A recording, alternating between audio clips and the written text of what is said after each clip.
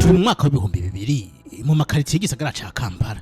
Iki gihe umujene yiga muri kaminuza ya Makerere yariko yigarurira imitima y'abanyakampala abicishije mu ndirimbo yaririmba. Iki gihe ntiyaririmba politika, ahubwo yaririmba indirimbo zisanzwe zo mu buzima zahimanura abajene bo mu gisagara ca Kampala. Uno musi uyu muririmbyi azwi ku izina rya Bobi Wine ariko bizicu ya Perezida Museveni bahanganye mu myiyamamazo y'amatora ategekanije mu kwezi kwa mbere ku mwaka w'ibihumbi 2026. Ndaguhaye ikaze mu nkuru ya Bobi Wine, umunyamuziki, umunyepolitike yiyemeje guhindura Uganda igihugu gitwawe na Museveni kuva mu mwaka w'igihumbi kimwe n'amajana 1986.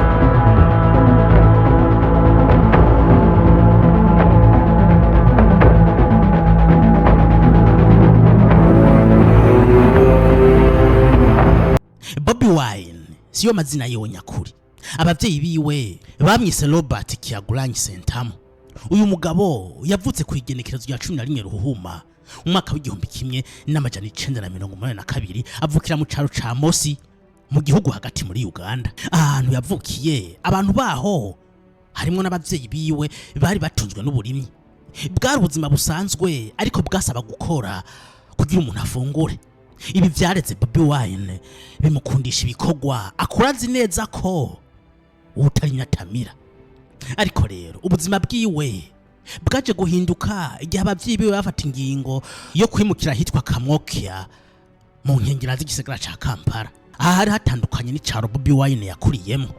Muri quartier nshasha yabamwe abantu benshi batangira kugorwa no kuronka amazi. Umuyaga nkubawo ntibari bawumenyereye, bishitse amatara akagenda byari bisanzwe kuri bo. Bwari ubuzima bwo mu gisagara ariko butari bworoshe na gato.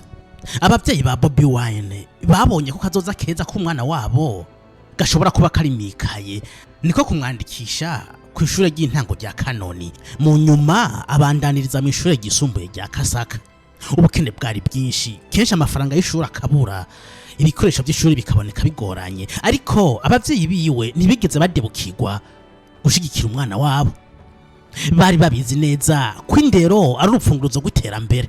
Bobi Wine yumviye impanuro z'abavyeyi, akurikirana ishure neza ndetse aheza segonderi afise amanota meza, yatumye yakirwa muri kaminuza ya Makerere, kaminuza iri mu zambere mu karere ka Afrika y'ubuseruko.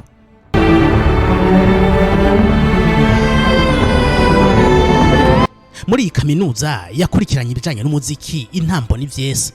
Bobi Wine yavyiza bikunze abishira ku muzirikanyi ndetse amanota na solfège bimwugurura ubwonko, atangira kubona ibindi vyumviro bishasha. Ivyumviro vyahinduye ubuzima bwiwe bimugira Bobi Wine tuzi no musi. Afatiye ku rukundo yakunda umudiho wa reggae na hip hop, Bobi Wine yatangiye kuririmba indirimbo ziwe, indirimbo zagaruka ku buzima bw'abanya-Uganda na cane cane ugwaruka muri ico gihe.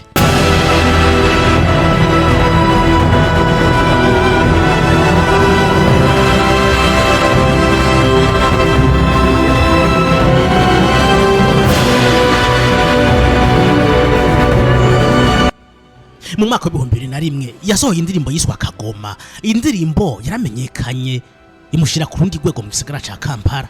Byamuhaye inguvu nyinshi, akomeza kuririmba ndetse arahinduka abijwi ry'ugwaruka na cane cane abari babaye mu buzima bubi mu gihugu ca Uganda na cane cane mu gisagara ca Kampala. Gushika kino gihe ntiyari byumvira ibijanye na politike, ariko Uganda yakomeje guhinduka.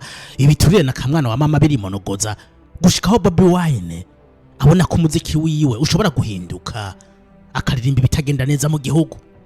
Yatanguye kwinjira mu ndirimbo zitunga gatuka abategetsi ba Uganda, atangura kwinjira mu buzima bw'ubutegetsi bwa Yoweri Kaguta Museveni. Aha yasa naho yinjiye mu yindisi, muri ndi shamba ryuzuyemwe amahwa y'ubumara. Ibi kugira tubitahure neza, reka tubanze turabe uko igihugu ca Uganda cari gitwawe muri ico gihe. Kuva mu mwaka w'igihumbi kimwe n'amajana 1986 gushika nuno musi, igihugu ca Uganda gitwawe na Yoweri Kaguta Museveni n'umugambwe we National Resistance Movement. Uyu mugabo Museveni yageze ku butegetsi afite imyaka 41 inyuma y'aho ikiroberi ciwe cirukanye ubutegetsi bwa Milton Obote. agishika ku butegetsi yemereye abanyayuganda iterambere, abemerera Uganda nshasha, Uganda izira biturire na kamwana wa mama. Ico gihe Museveni imbere ntiyatawura abaperezida b'abanyafrika bigungira ku butegetsi, ariko ibyo yaje yemerera abanyayuganda sibyo yakoze. Ku butegetsi bwiwe na cane mu myaka 10 ya mbere hatwara umugambwe umwe. Imigambwe yari hari muri Uganda ariko ntiyashobora kuja mu nzego z'igihugu. Imigambwe myinshi rero yemerewe kugira ijambo mu gihugu guhera mu mwaka wa 2005 inyuma ya referendum aho abanyayuganda batoye ibwirizwa shingiro rishasha. Ariko rero iri bwirizwa shingiro ryagiye rinafuse ibiringo kanaka umukuru w'igihugu yari yemerewe kumara ku butegetsi. Benshi babonye ko kwari kugira Museveni azogume ku butegetsi ubuzima bwiwe bwose atategeko na rimwe ribimubuza. Nubwo hari ababona ko Museveni yazanye iterambere, ateza imbere amashure, yubaka amabarabara ndetse ateza imbere n'abakenyezi, hari abatabona neza ubutegetsi bwiwe bakavuga ko burangwa n'ibiturire, ubushomeri burenze mu gwaruka, ubukene mu gihugu n'ibindi. Muri aba babibona uku harimo na Bobi Wine. Igihe kimwe abamyesha makuru babajije Museveni impamvu atava ku butegetsi ngo abandi yabishuye ati nihehe mwabonye umuntu atera itongo ry'ibitoke hanyuma hagera gusarura ngo ndabihevye ndagiye. Iyi niyo context yatumye Bobi Wine yinjira muri politike. Bobi yabona ko igihugu atari itongo ry'umuntu nkuko Museveni yabivuga. Mu mwaka wa 2017 Bobi Wine yahevye umuziki. Nubwo yari impano yiwe yihebeye, yabonye ko umuziki ushobora kwigisha no gukangura abanyayuganda ariko udashobora guhindura amategeko. Nico gituma rero yahise yitoza mu bakenguza amateka muri Kyandondo y'ubuseruko mu matora y'2017. Imyamamazo yiwe yashimikiye ku butumwa bugira ngo people power our power. Ingufu z'abanyagihugu nizo ngufu zacu. Iki gihe yatsinze ku majwi agera ku bice 75 kwijana, ivyateye ubwo butegetsi bwa Museveni. Kuva ubwo icivugo people power carahindutse kibicivugo c'impinduka muri Uganda na cane mu gwaruka.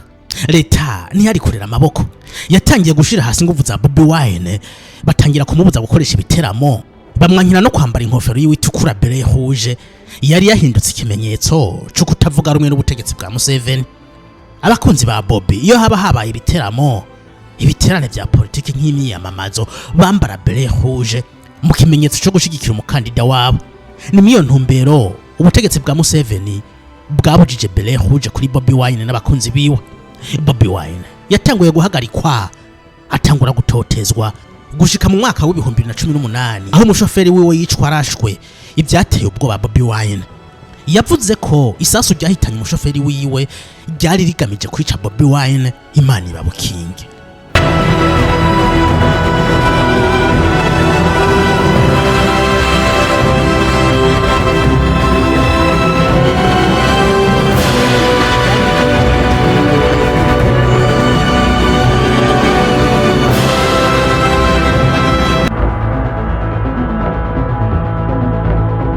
Mu kwezi kwa 11 ku mwaka wa 2018 ugufungwa gasakisaki ku bayoboke ba Bobi Wine kwateje imigumuko mu gihugu cose, aho abarenga 54 bahasize ubuzima bicwa na polisi ya Uganda.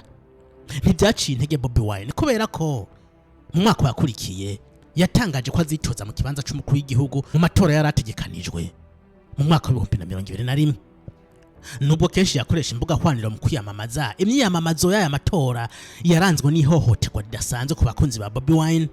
Aya matora yatsinze Museveni ku majwi angana n'ibice 58 n'ibice 6 kwijana.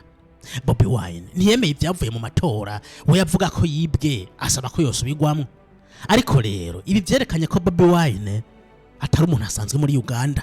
Kuronka amajwi angana n'ibice 35 kwijana vyerekanye ko akunzwe muri Uganda na cane ugwaruka rwari rurambiwe n'ubutegetsi bwa Museveni. Ugwaruka muri Uganda rugize ibice 80 kwijana by'abanyuganda bose. Mu myamamazo y'uno munsi mu matora ategekanije mu kwezi kwa mbere ku mwaka uza, ibintu birashushe. Ahiganwa umujene w'imyaka 44 n'umutama ari mu baperezida bashaje kurusha abandi muri Afrika, Perezida Museveni ku myaka yiwe 81. Uyu mugabo ashaka gutwara ubuzima bwiwe bwose. Ntakunda umuntu amubwira ko ashaje, ndetse hariho n'igihe acisha amagakora amapompaje kugira yerekane ko abibwira ko ashaje bamyihendako.